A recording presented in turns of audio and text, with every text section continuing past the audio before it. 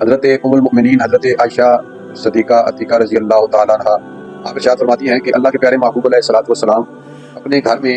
کھانا تناول فرما رہے تھے، چند صحابہ بھی آپ کے ساتھ موجود تھے۔ ایک اعرابی آیا اور اس نے آتے ہی اس کھانے میں ہاتھ ڈالا اور 2 لقموں میں اس نے سارا کھانا ختم کر دیا۔ نبی علیہ الصلوۃ والسلام اس اعرابی کو دیکھ رہے ہیں اور صحابہ بھی دیکھ رہے ہیں، اور اس نے آتے ہی کھانا چٹ پٹ سے ختم کر دیا 2 لقموں میں۔ اللہ کے پیارے محبوب علیہ الصلوۃ والسلام نے صحابہ کی طرف دیکھا اور آپ نے ارشاد فرمایا، میرے صحابہ اگر یہ شخص اس کھانے پہ اللہ تعالیٰ کا نام لیتا یعنی بسم اللہ الرحمن الرحیم پڑھ لیتا تو یہ تھوڑا سا کھانا یہ آپ سب کے لیے کافی تھا، اللہ تعالیٰ اس کھانے میں برکتیں عطا فرما دیتا۔ تو یاد رکھیں جس کھانے پہ بسم اللہ پڑھی جائے اور بسم اللہ پڑھ کے جو کھانا شروع کیا جائے تو اللہ تعالیٰ اس کھانے میں برکتیں عطا فرماتا ہے۔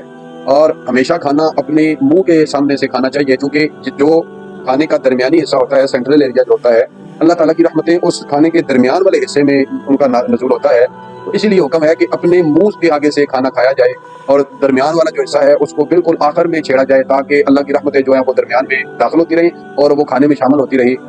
اسی طرح حکم یہ بھی ہے کہ جب کوئی انسان بسم اللہ شریف پڑھنی کھانے میں بھول جائے تو جب اس کو یاد آئے تو پھر وہ یہ الفاظ کہے بسم اللہ اولہ وآخرہ۔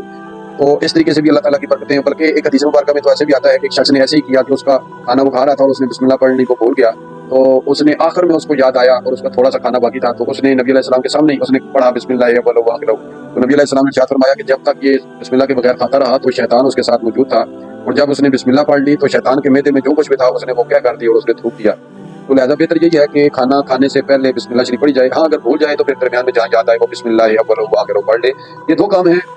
اللہ تعالیٰ کی رحمتیں اور شیطان کو گھر سے بھگانے کا عمل ہے یہ۔ اور میں سمجھتا ہوں کہ بڑا اللہ تعالیٰ کی نبی علیہ الصلوۃ والسلام کا کرم ہے کہ آپ نے چھوٹا سا کام ہے لیکن اس میں بڑا فائدہ ہے۔ ایک تو جو بندہ گھر میں داخل ہو اور ابا واضح بلند السلام علیکم ورحمۃ اللہ وبرکاتہ پڑھ لے تو شیطان کو اس گھر میں ٹھکانا نہیں ملتا۔ اور دوسرا جب وہ کھانے پہ بیٹھ جائے تو بندہ اور کھانا بسم اللہ کے ساتھ شروع کرے بسم اللہ الرحمن الرحیم، تو شیطان کو اس گھر میں کھانے کا بھی کوئی چیز نہیں ملتی، تو لہٰذا وہ اپنے چہروں سمیت وہ اس گھر سے نکلتا ہے۔ اسی طریقے سے ایک حدیث مبارکہ بھی ہے، حضرت جابر رضی اللہ تعالیٰ عنہ سے روایت ہے کہ انہوں نے نبی اکرم صلی اللہ علیہ وسلم کو ارشاد فرماتے ہوئے سنا، جب کوئی آدمی اپنے گھر میں داخل ہوتا ہے اور داخل ہوتے وقت اور کھانا کھاتے وقت اللہ تعالیٰ کا ذکر کر لیتا ہے یعنی بسم اللہ پڑھ لیتا ہے، تو شیطان اپنی ذریت یعنی اپنے جتنے بھی اس کے چیلے ہوتے ہیں ان سے کہتا ہے کہ آج تمہارے لیے اس گھر میں نہ ٹھکانا ہے نہ رات کا کھانا ہے، یعنی نہ تم اس گھر میں رہ سکتے ہو اور نہ تمہیں کھانا نصیب ہوگا۔ جب وہ گھر میں آتے وقت اللہ کا ذکر نہیں کرتا تو شیطان کہتا ہے کہ اپنے بچوں سے اپنی ذریت سے کہتا ہے کہ تم نے اس گھر میں اپنا ٹھکانا بھی پا لیا اور تم نے اپنا کھانا بھی پا لیا۔ اسی طریقے سے ایک اور حدیث مبارکہ میں بھی آتا ہے، صحابہ کہتے ہیں کہ جب ہم نبی علیہ الصلوۃ والسلام کے ساتھ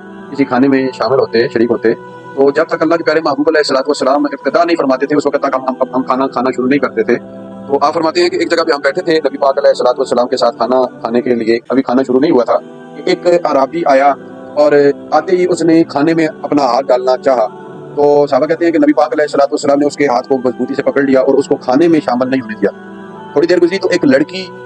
اس کی عربی کی لڑکی تھی یا کوئی اور تھی، وہ بھی آئی اور وہ بھی کھانے میں ہاتھ ڈالنا چاہتی تھی، لیکن اللہ کے پیارے محبوب علیہ الصلوۃ والسلام نے اس لڑکی کو بھی کھانے میں ہاتھ نہیں ڈالنے دیا اور دونوں کا ہاتھ مضبوطی سے پکڑ لیا۔ اور جب نبی پاک علیہ الصلوۃ والسلام نے ان دونوں کا ہاتھ پکڑ لیا تو اللہ کے پیارے محبوب علیہ الصلوۃ والسلام نے ارشاد فرمایا کہ قسم ہے اس ذات پاک کی جس کے قبضہ قدرت میں میری جان ہے کہ اس